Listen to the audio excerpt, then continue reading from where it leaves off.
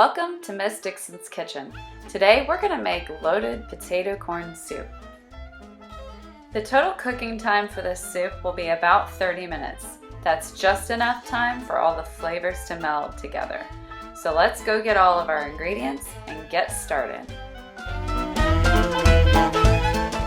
Start by chopping 3 cloves of garlic.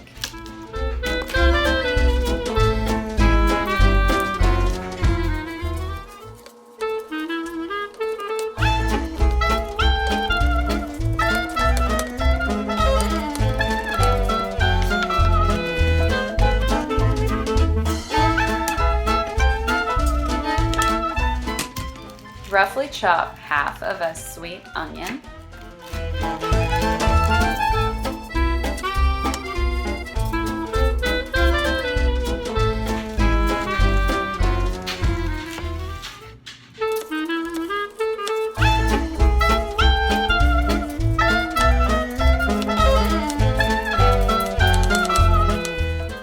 Set these two aside and we'll use them later. Put 4 cups of water into a saucepan. Bring that over to your cutting board area. Make sure to leave about 3 inches of room at the top. That way when the potatoes start boiling, they won't bubble over. We're gonna do these into a small cube.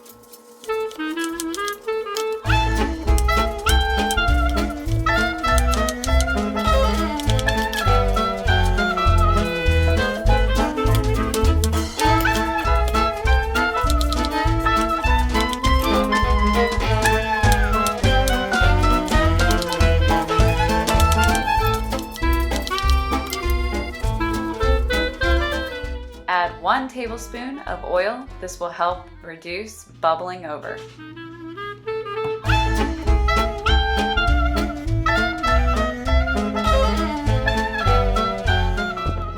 Next, get your sink ready for your potatoes. Put a bowl down and your strainer on top. Don't be scared. Here's where we have to do 2 things at once. Add some butter to your big pot. Put your onions and your garlic in there. We're gonna saute those. Next to that, we're gonna have our potatoes boiling and getting nice and tender. We're gonna add salt and pepper to your sauteing mixture. What we're looking for is the onions to be semi-translucent. We're bringing out the sweetness and the flavor of the onions and garlic. The aromatics are getting nice and delicious. We're also gonna add corn. We're going to saute this mixture until caramelization begins, about 4 to 6 minutes. It's going to have a brown crust on the bottom.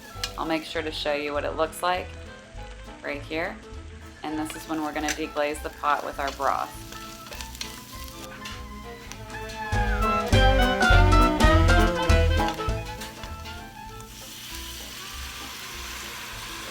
Stir and scrape all of the brown bits off the bottom, and then you go ahead and add the rest of your broth.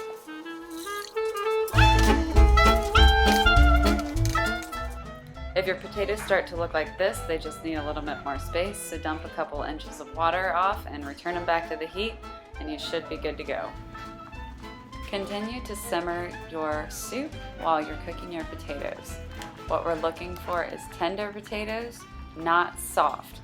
So just until they're done, and then we're gonna immediately take them and dump them in our colander, run cold water to stop the cooking process.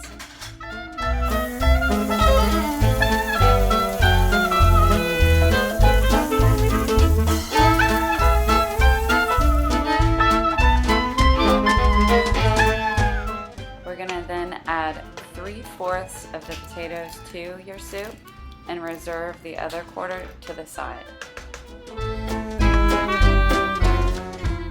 Take your remaining potatoes, microwave safe bowl, get them nice and hot. We're gonna make mashed potatoes out of them.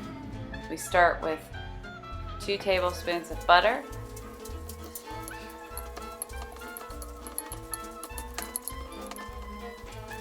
salt, pepper, and a splash of milk.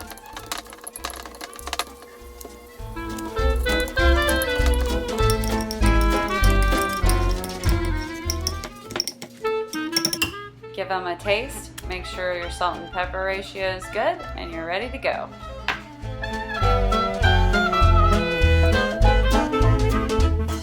I had some fresh chives out in my garden, so I went and grabbed those.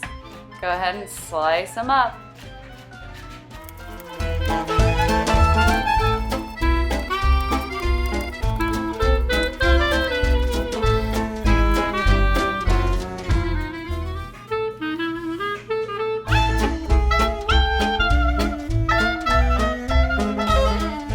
After you add your potatoes to your soup mixture, it's going to bring the temperature down. So what you want to do is slowly bring that temperature back up to a simmer. We're going to add our chives, roughly 2 tablespoons of chives. You don't want to add all of the chives we chopped up because we want to garnish with those at the end. Moving on, we're going to make bacon. We got to do a little multitasking here. So move your pans appropriately around to where you can do a skillet of bacon on one side and continue to simmer your soup on the other. We're going to add our milk to our soup while our pan gets hot. We're also going to add the mashed potatoes and give it a nice stir. We're going to want to rise that temperature again up to a simmer. So get your bacon cooking. Usually I just bake my bacon in the oven, but since I'm doing it in a skillet today, I like to cut it in half so it's more manageable in the pan.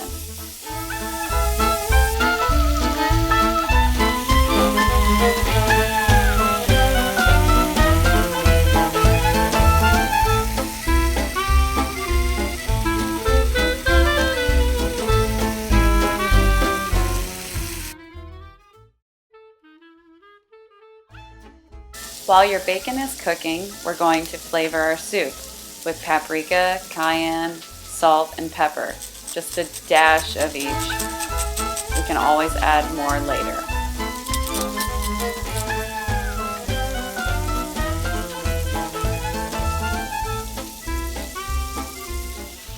The cook on our bacon, what we're looking for is fairly brown on both sides because we need it to be pretty crispy because we're going to be chopping it into cubes for a garnish that's going to go on top of our soup later.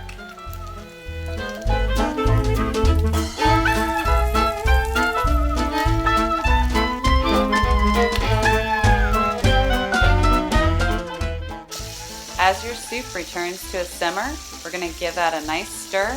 We're also going to do another round of bacon and continue cooking our soup.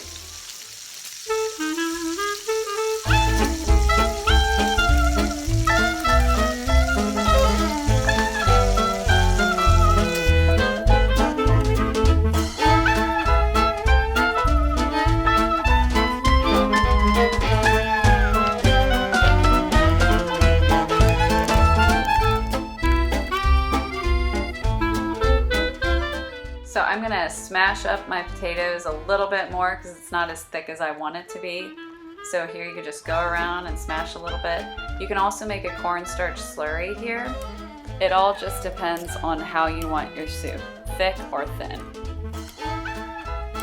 We're now going to do a final taste test, so adjust your salt and pepper as needed. Total cooking time, 25 to 35 minutes, the perfect amount of time for all the flavors to meld together. What we're going to do next is we're going to get all of our toppings together with our bacon, chives, cheese. I'm telling you guys, this soup does not disappoint. It holds up for a good 4 days in the refrigerator, and the flavors keep developing. Thanks for stopping by my channel and making soup today. I hope you had fun. I hope you learned something. And please subscribe. Any questions, put them below. Until next time. Ciao, friends.